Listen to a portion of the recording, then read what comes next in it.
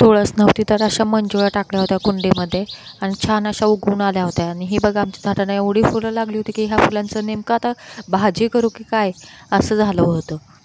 आणि किती बघा ही सुरेख फुलं लागली, पूर्ण अशी फार सडा पडला होता त्या फुलांचा. काय करावं आणि काय नाही असं झालं होतं मला त्या फुलांचं. ती पूर्ण फुलं तोडली तर वाया जातील आणि नाही तोडली तरीही वाया जातील, तर नेमकं काय करू ह्याचं काय सुचत नव्हतं मला. मग असं छान असं ढगाळ वातावरण झालं होतं, सकाळपासूनच असं ढगाळ वातावरण झालं होतं. सूर्याचं तर काय तोंड दिसत नव्हतं. असं वातावरण बघून मला सकाळ सकाळ अजून झोप यायला लागली होती.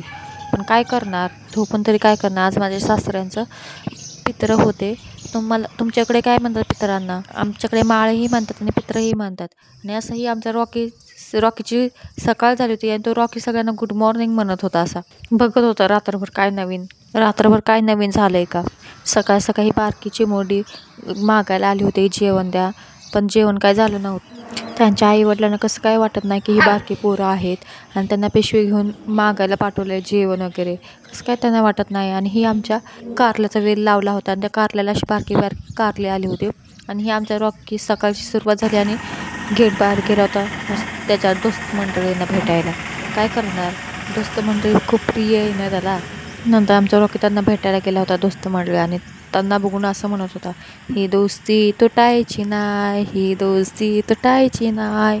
आमच्या ह्या रॉकीचे दोस्त बघून मलाच भीती वाटायला लागली. चलो बा.